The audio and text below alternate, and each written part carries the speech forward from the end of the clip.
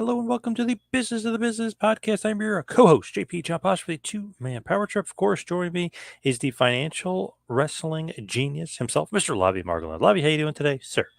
I'm doing good on the March to 200, episode 199. We've been so fortunate to have several guests, of course, the last few weeks, including Brett Lauderdale. We're the talk of the wrestling world from the last episode.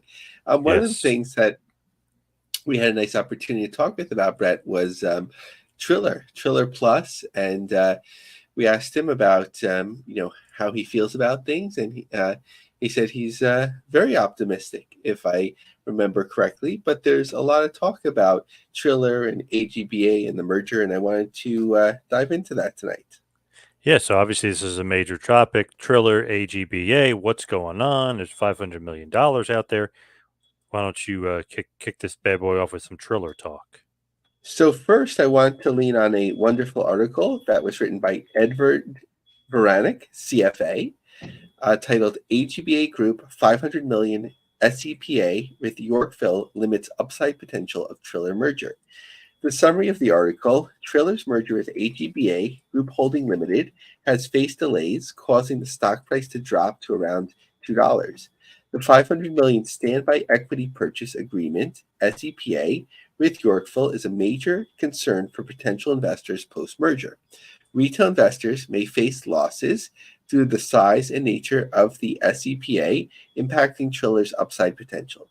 Inventory should consider investors should consider selling into any spike leading into the merger and revisiting its repurchase of shares at a lower price once the SPA shares have been distributed into the float. So let's look at the full article. 4 months ago, this is Edward, I wrote about the speculative upside potential of Triller's merger with AGBA due to it being a potential TikTok competitor or replacement. My note, that's Triller often hypes up things by talking about its connection to similarity to TikTok and what if TikTok gets banned in the US and so on. It was first hoped that the deal would close in May, but it is still outstanding as we head into the final week of August. Investors and swing traders have lost patience and the stock has eroded to just over $2. Just again, a note for myself, I did buy the stock recently. It's down about 13%, but since it's bounces around so much, I thought I'd have a little bit of fun with it. The stock has lost its momentum, partially because the timeline for closing the transaction has not been met. But in my opinion, the bigger issue limiting the upside immediately after the merger takes place is a 500 million standby equity purchase agreement with Yorkville. So that's interesting. We're waiting for this merger, and if everything goes through, maybe we're like, okay, it'll all be okay. But there's an issue after the merger. Yorkville is well known for engaging in death spiral financing and other highly dilutive raises for its clients, usually on the backs of retail investors' losses. There remains a distinct possibility that there'll be a spike in AGBA's price as the merger completes, but I suggest that investors should take advantage of any profitable exit leading into or immediately after its completion. The merger will happen, but so will the dilution. The last update on the timing of the merger's estimated completion, this was at the time of the writing, we'll have a further update, came from AGBA's CEO, Fai Ning, on the X feed on July 29th. He gave deadlines of mid-August with certainty that the merger would close by the end of August. Given that we are a week away, there's a strong possibility that will be another missed deadline. This is causing some people to doubt that the merger will ever take place. I disagree. According to Edward, it needs to take place because AGBA and Triller's survival depends on it. I made the following statement to my previous article. AGBA had a $43 million loss on $54 million in revenue in 2023. At the end of the year, it had $18 million in cash and negative working capital of $12 million.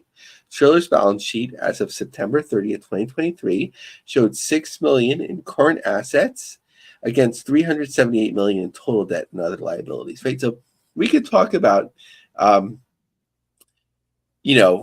people getting paid by Triller Plus? Are there delays? Are there good feelings? Are we optimistic or not? But sometimes there's the reality.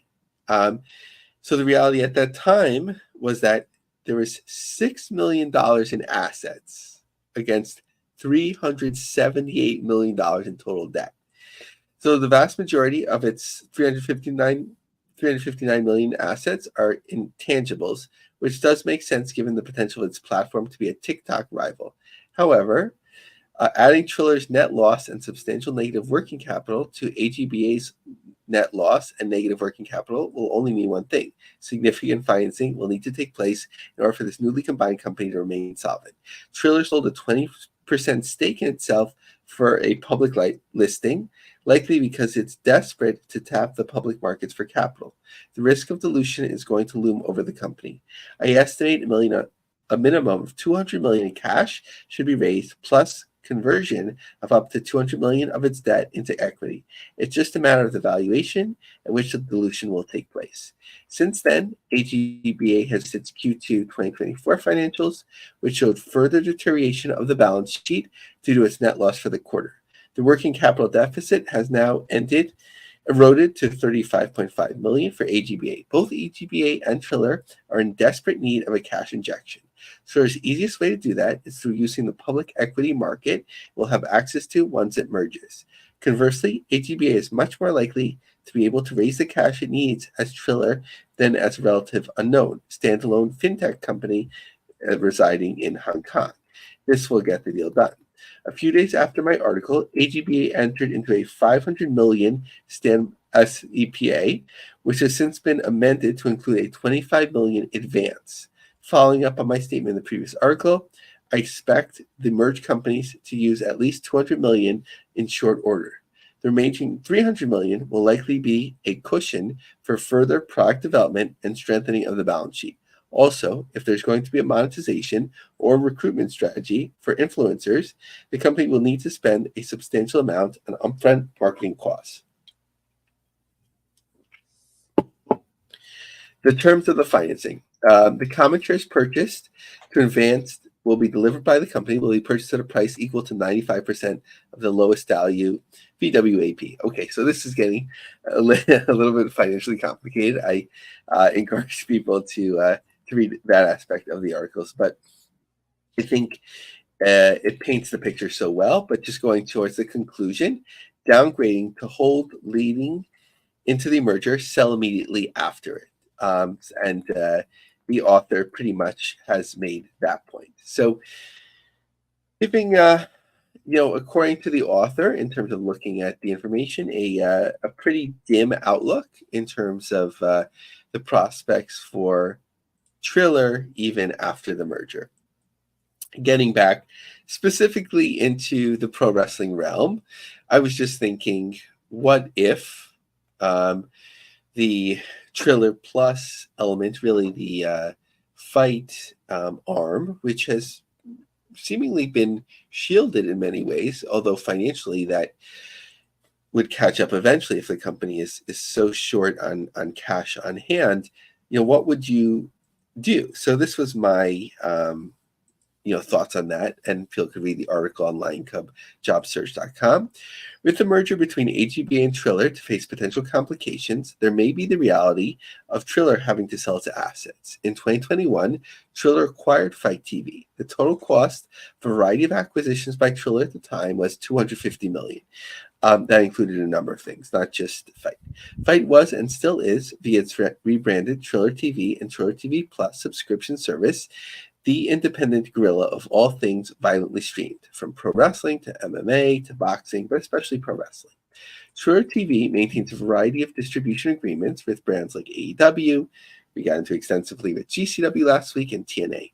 However, here and there are reports of delays in payment or non-payment with content providers, such as the promoter of VXS Wrestling. Again, Brett Lauderdale just talked about good relationships and an optimistic view. I also received a private DM from a smaller company saying that they haven't had an issue. The Fight acquisition never met the full potential of that Triller could seemingly provide, in my opinion. Fights featuring celebrity talents, what one might consider freak shows, or high-profile rap battles, were kept separate and were given a higher spotlight by the company. Could Triller just go away if problems persist? Or would there be the opportunity to sell off assets piece by piece, and who would buy it? So for me, I think Anthem Sports, which is potentially again owned by Northern Pacific Group or private equity backed, as listed by PitchBook, the parent company of TNA Wrestling, has demonstrated an appetite for acquisition and growth, with a focus on fighting leagues, media channels, and content distribution. TNA has maintained discipline in focusing its streaming efforts primarily on its TNA Plus service, even taking a step out of its premium YouTube subscription service recently. TNA's infrastructure is currently managed by a division of Endeavor, parent company of WWE and UFC's TKO. Triller TV would fit well under Anthem's portfolio.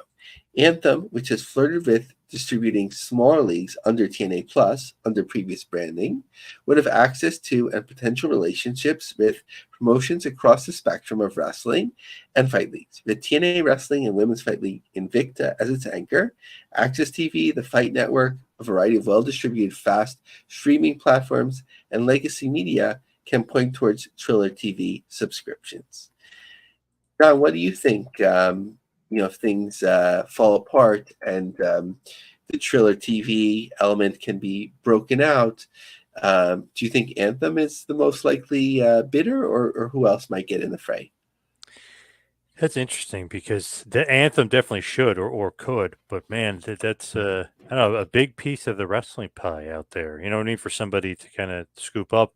And I actually got a text saying that Triller TV owes a lot of promoters money, DM, including themselves, and they truly feel companies are right now sugarcoating the issue. So very interesting. Kind of what you're hearing, what I'm hearing behind the scenes for what's going on.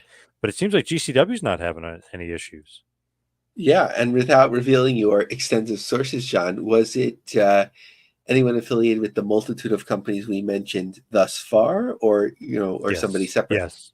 Nope. Okay. Somebody we've mentioned so far. So Okay. somebody's still, they're obviously paying a lot of attention to what's going on, and obviously they want to get paid. Sure. And I was thinking about like who else could be there, like the Zone, which I always joke you've helped me to pronounce it. Yes. I was like Dawson. They've flirted with pro wrestling. Sometimes they're more in, and sometimes they're more out. Right? They had a deal with MLW, which was never really like capitalized well because the pandemic hit, and there was never like a major focus on that. And then they were, I think, distributing what, like AEW, in various parts of Europe, and then TNA. I might be mixing up the timelines, but they in terms of what they do, that would make sense if they want to be involved in not only pro wrestling, but one has to also think about like Triller, like what are you buying, right? Like how long are the deals that they have with the other like fight promotions, right? Because otherwise it's just a platform.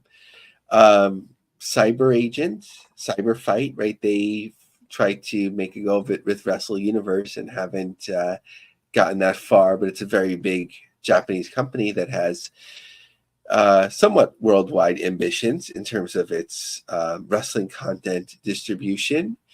I can't see like TKO looking towards something like this right now. I can't see Tony Khan being interested in something like this. So I don't know if there'd be other bidders from the pro wrestling side, maybe other streaming services like this.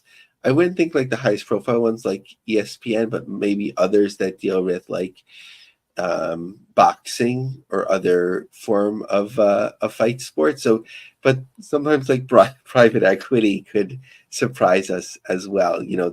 There's these dark horses, and where money comes out of wherever, and they're ready to make bids. Yeah, very, very interested to see who kind of who could buy it or who would buy it if really there are all these issues are still going around, or if this really is going to come to a head as far as them selling it off. Yeah, and before we move on from the Triller AGBA news cycle, that they did announce on September 3rd an amended and restarted merger agreement. So upon transaction closing, the newly combined companies will trade on the NASDAQ under the name Triller Group.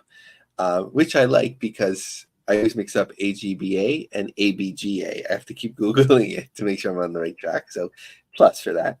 Transaction closing is anticipated to occur soon, so there's no specifics, subject to regulatory clearance approved by AGBA shareholders and other customers and conditions.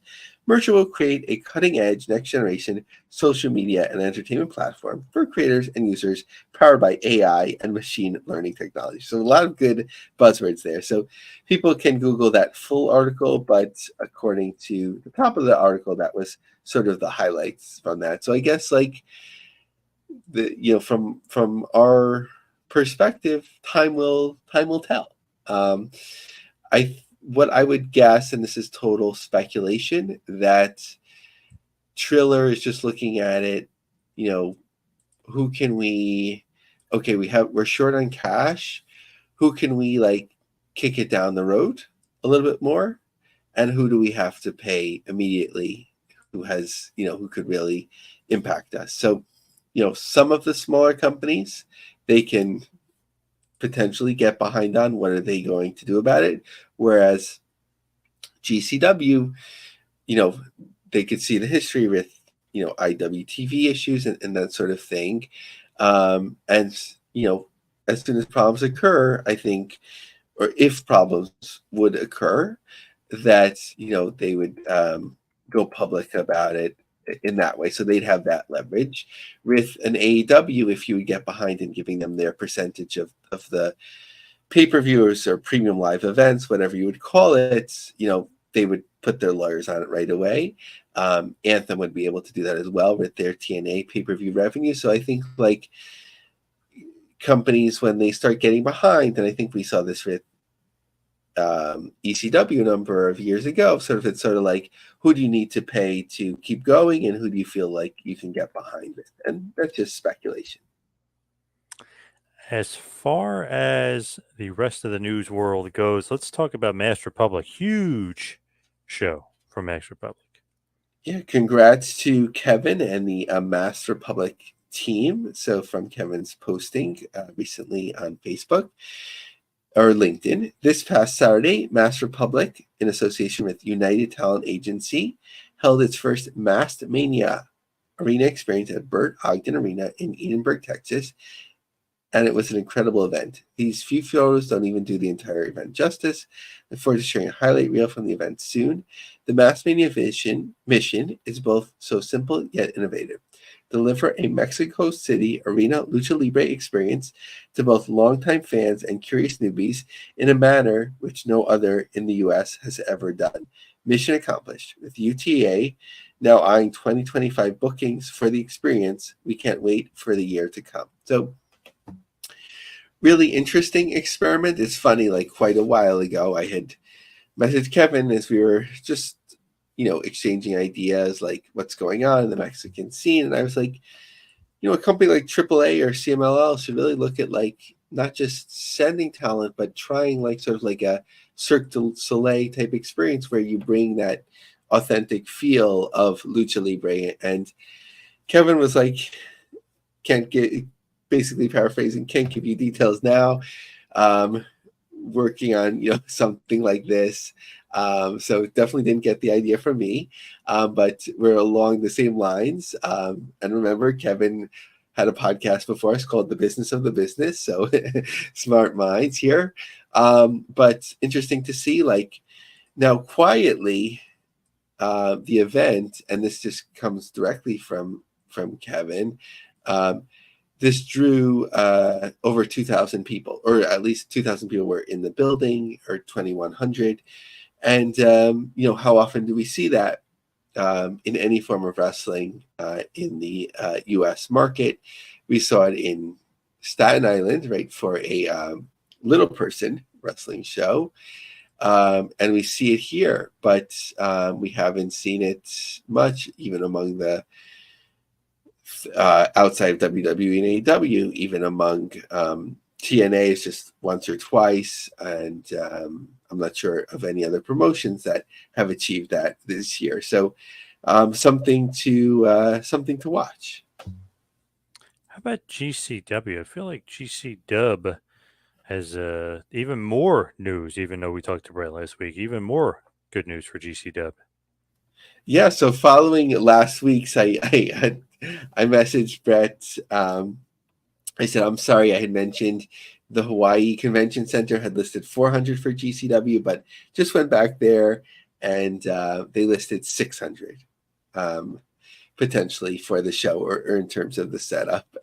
And we were joking about that a little bit, but from the impression Brett had given me, or given us, it seemed like, it could be obviously set up for more, and that's maybe they come up with like a general estimate at first. But interestingly, and I love these like graphics that they do in terms of upcoming shows, and you could see like 5 or 6 shows every month.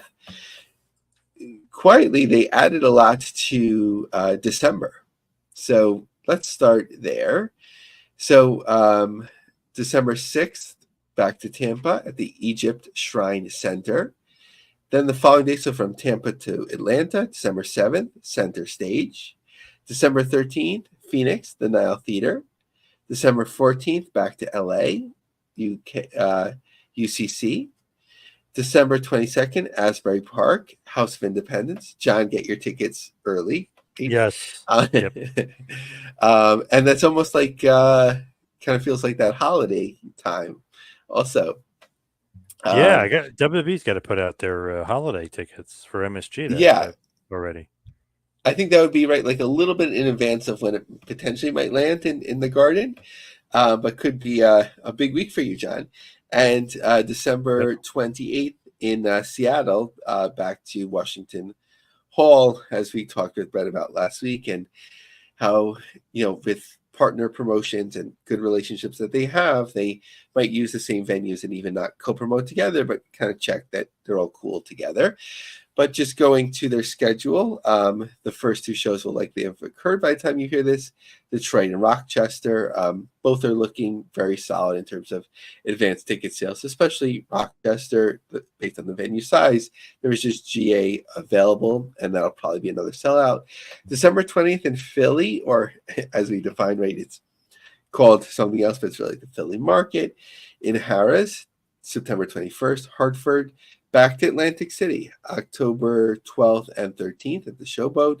October 18th in Denver at the Jefferson County Fairgrounds. I just love wrestling shows that are at fairgrounds. It just sounds cool to me.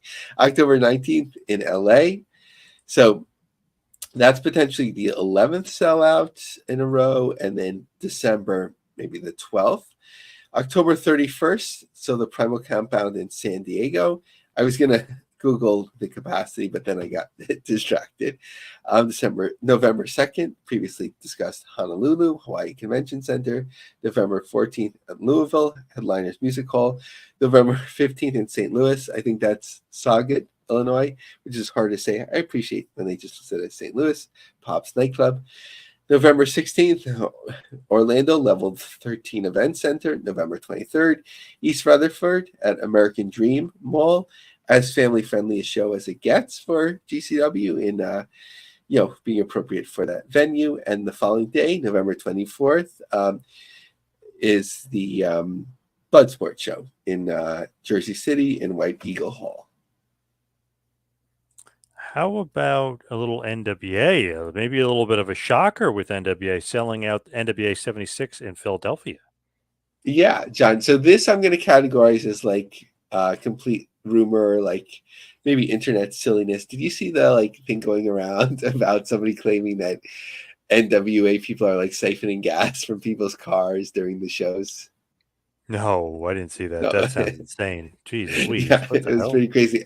And it was taking on some momentum on the internet. So sorry to share that to a broader audience, but we say we think this will be debunked by by episode 200. I'm not sure where these things come from, but one of the things that I have been trying to sleuth, which has been fascinating to me, is the NWA 76th anniversary show, which I saw the pictures. Everyone is saying it was a sellout. It's just surprising, as we covered clearly last week, or the week before, but just following it because it kind of stayed the same. Like it was just 2 or 3 rows that were sold. So sometimes Philly picks up like that. Don't know if there was any more comps than out of the ordinary. NWA often comes up like in Vetix that they give away tickets. And of course, as we're recording this on 9/11, in respect to our troops, and I think that's a great idea. But I haven't seen any evidence of further distribution of there. Because as I mentioned, 2.5 rows I had sold out in advance of that. What else about the NWA? The NWA will hold its first New York City event under Billy Corgan's ownership on Friday, 9/27 in Glendale, Queens, at the Sacred Heart Catholic Academy.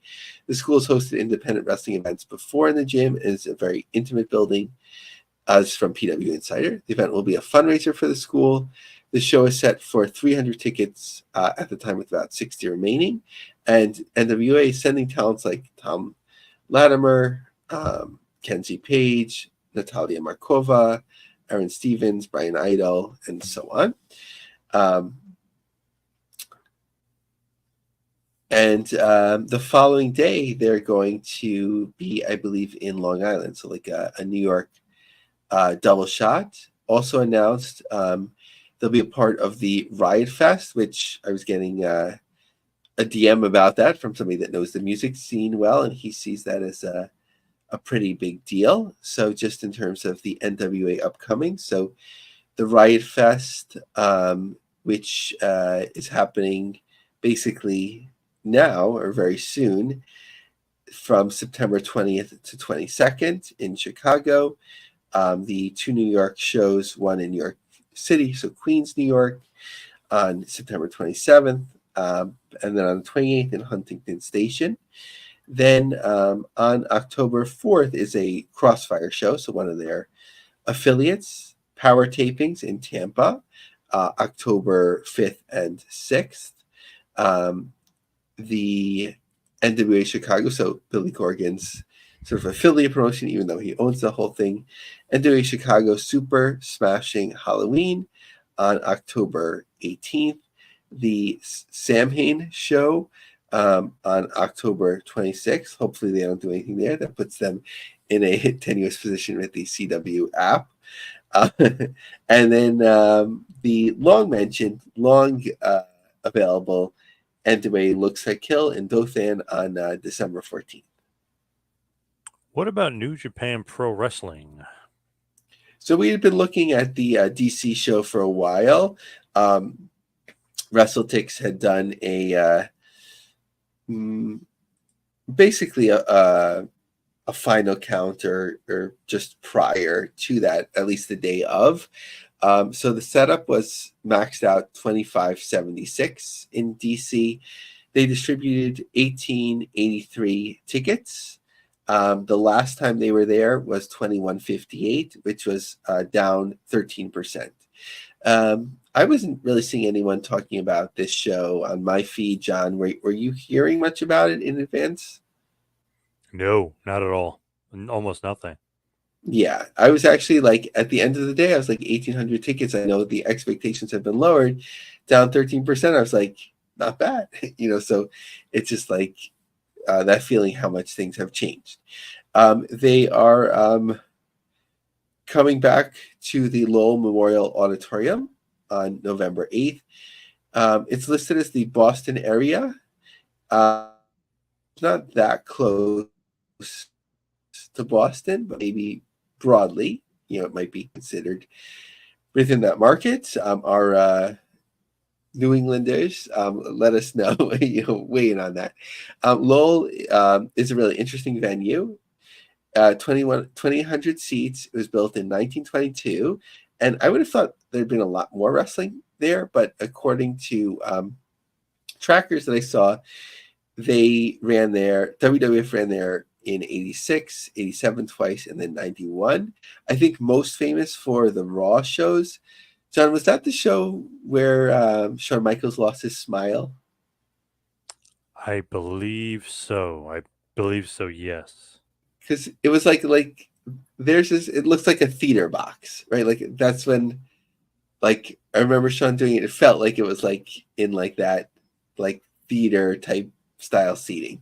So February 13th and December 22nd were the Raw shows that they held there. Then it wasn't until TNA One Night Only Hardcore Justice 3, 2014, and then Ring of Honor, and then teaming with New Japan, doing so independently as well. So 2016, 18 twice, 19 twice as well. And then the building was quiet. So kind of, I think a good choice for a venue again. Again, like running California, Washington, D.C., a show in the New England, potentially coming back to New York. It's like a decent circuit for them and a reasonable one, in terms of running like 5 or 6 shows a year that are these like tentpole events in the U.S. for them.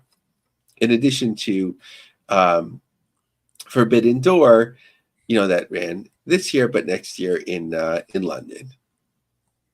How about TNA Wrestling? What's going on with TNA? So a little bit of a hodgepodge of different things. So just a fan had tweeted Killer Kelly that they ordered a show. Ordered a shirt quite a while ago, and they haven't gotten it yet. And then Killer Kelly was like tagging TNA merchandise. It's not the only person having issues with getting merchandise. It's been months for a lot of people. So that was interesting, a bold share.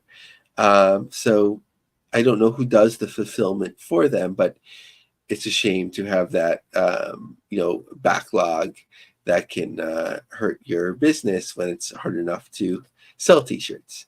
TNA hitting the ground with on-the-ground marketing of events. They've done things like this before, but they're going to be at a minor league stadium having Nick Nemeth, Moose, Laredo Kid on September 10th. Hyping up sales. So, however many people there, a couple thousand people, it's a smart move. Interestingly, as what we've talked about, their YouTube subscriber growth has been, their total is stunning. Their growth recently isn't as much, but they did reach 5 million subscribers, but they no longer have the premium subscription part on YouTube. TNA Plus subscribers get early access to live events on sales. Make sure you've opted into marketing updates. So that's interesting. Like TNA Plus, it's sort of becoming like even more so like a fan site, right? Like if I wanted to get Green Day tickets early or Dave Matthews Band or whatever, if you're paying to be a fan, you get like early access code and so on. So you can with TNA Plus, right? You can watch content, and now here you have this additional plus. This I found really interesting. Smash Wrestling. We see TNA talents sort of float everywhere, but they're having a Brace for Impact event on November 17th in London, Ontario. This made me think like Ontario. I started thinking about Scott D'Amore's motion. I'm wondering if TNA is a Canadian company, but they're more worldwide and they more feel like a challenger brand in the US. Smash Wrestling is a Canadian grassroots company. I'm wondering if like TNA is talent as well. Interesting. As far as OVW is concerned, what's going on? What's the latest with OVW? Yeah. So something again, we're talking about like the sleuthing of ticket sales. So WrestleTix had a final number for their Fight Night show in Pikeville, Kentucky, Appalachian Wireless Arena of 1609. And everyone was looking at this number when it had a full setup and so on. But I sort of it might have. I don't question WrestleTix having the computer counting, the tickets, but I just don't think that they moved that many tickets that quickly. And my speculation is not enough people were there that it's become a debate where somebody will say, "Oh no, I was at the venue and there was a couple of hundred people there and I enjoyed the show."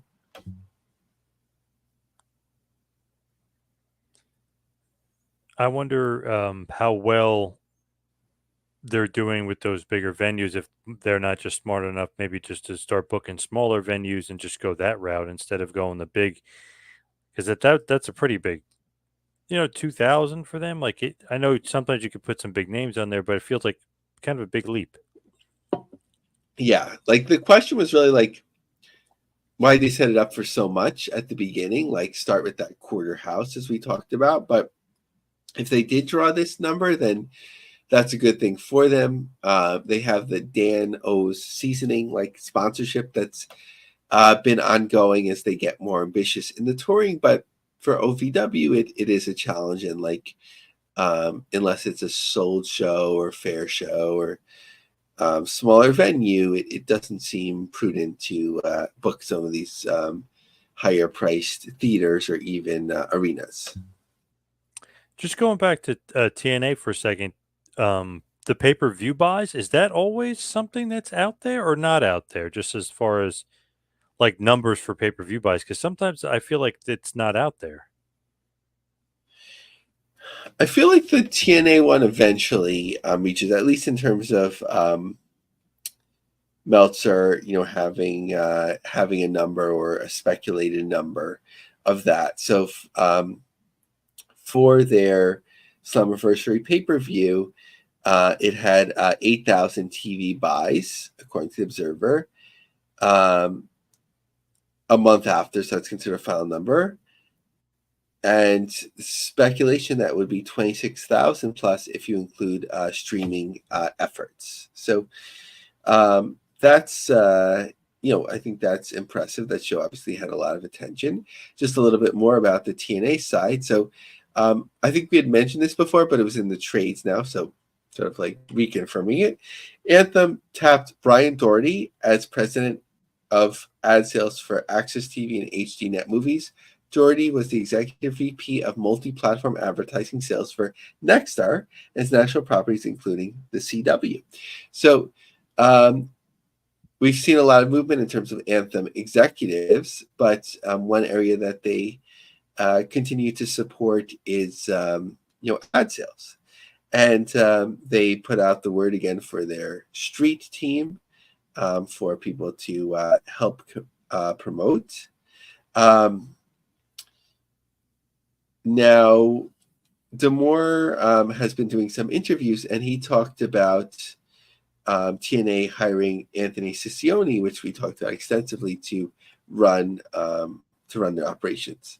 As I was told, they wanted to have a seasoned television operator run the business, and their choice of Ciccione.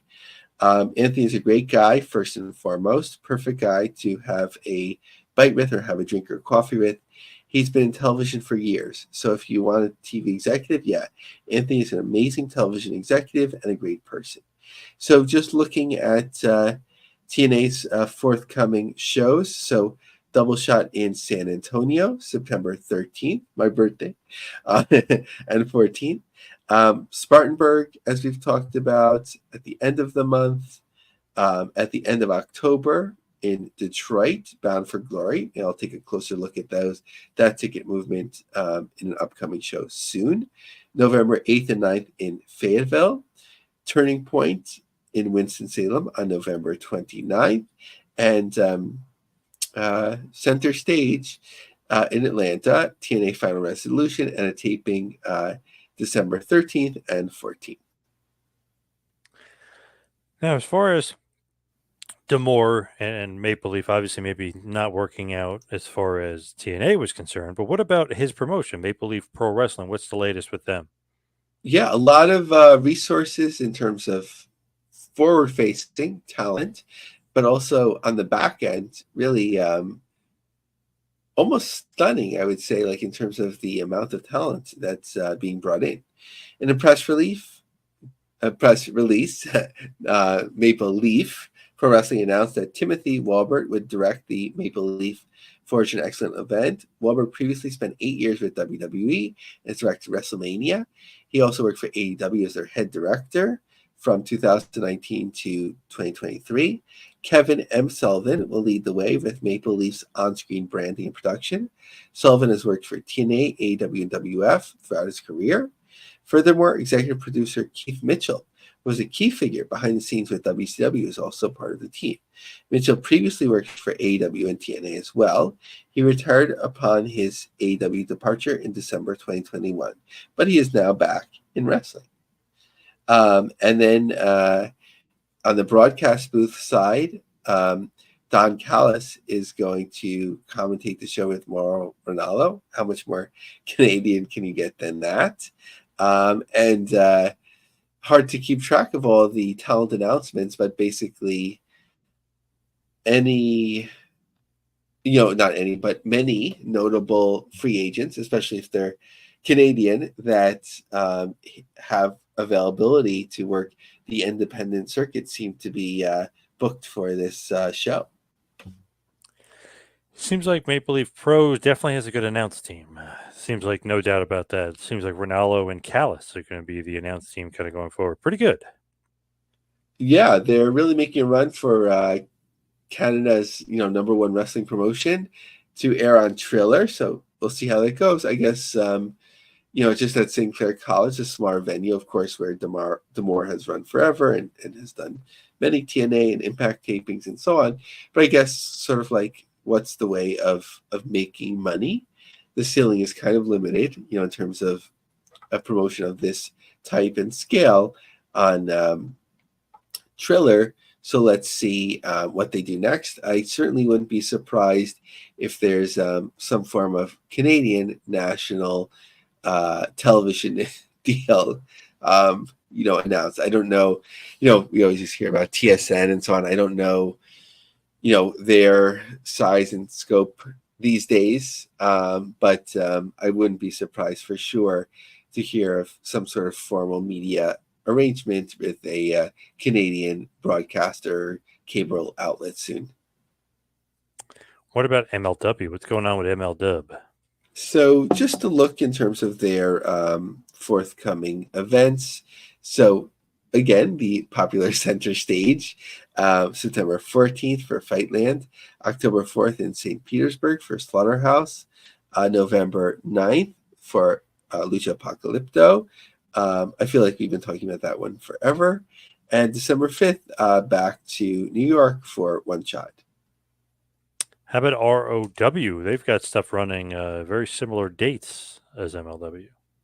So Reality of Wrestling announces new TV time slot on Houston's premier wrestling channel, CW39, starting September 14th at 10 p.m. Central. So we've talked about Reality of Wrestling for a while, and even this deal with CW in which it's paired with Women of Wrestling, so it's that 2-hour block. It'll be interesting to see out of their own home market if they're able to secure something like that, because as we've talked about extensively, Women of Wrestling has 100% distribution. I don't think this is necessarily in full coordination with Women of Wrestling, more of an opportunity in the Houston market. But ROW, the locally produced weekly episodic show that has garnered hundreds of millions of views on YouTube and boasts a following of 790,000 subscribers on the streaming platform, is proud to announce its new airing time slot on CW KIAH.